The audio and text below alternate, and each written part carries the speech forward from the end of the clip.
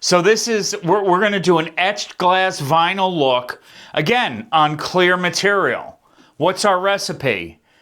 We're going to do white first, white our first pass, and then we're going to do color, and then we're going to do clear matte. Now we can do this in one pass because the clear is going to be matte, and it's going to give us a really cool look on a clear vinyl. Here's our color etched glass job. Again, Corel, Illustrator, whatever it is. So we can create our graphic first, create our colored graphic first. Create the graphic first, whatever you want to print. Now I'm going to select everything and Control C for copy. Then I'm going to create a new layer or a new page, paste it back. Now make your edits here to what layer you want. Like let's say this is our color layer. Just going to ungroup everything, and I want this one to be cyan. And let's say we want this one to be magenta, or you know, whatever it is.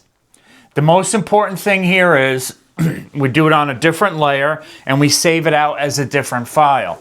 You might want to rename that file to what layer you want to print. So let's take a look at this job. This is what I want to print white, and I have this as black. So I'm going to select everything and export that or save it as a PDF.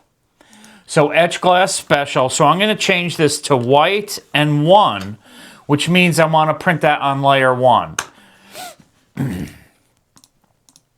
The next is, here's my color. Here's what we want to do for color, right?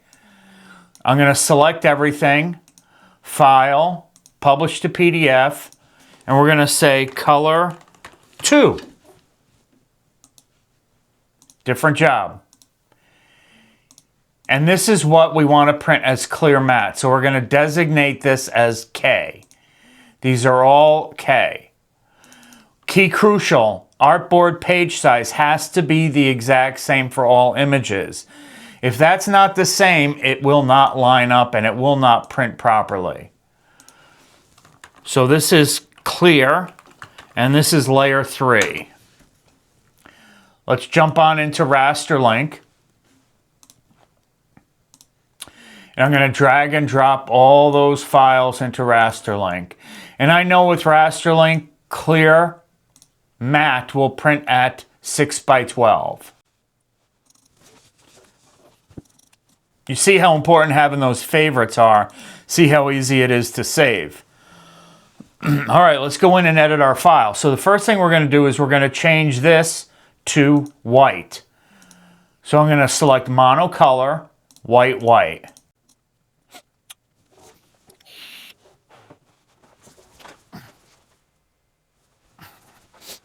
Again, the other way that you could do that is do a special plate and valid pixel. So 2 different ways to do it. Next, we're going to take what we want to print clear matte, go up to properties, change it from full color to monocolor, and then we're going to change the K channel to clear clear and select OK.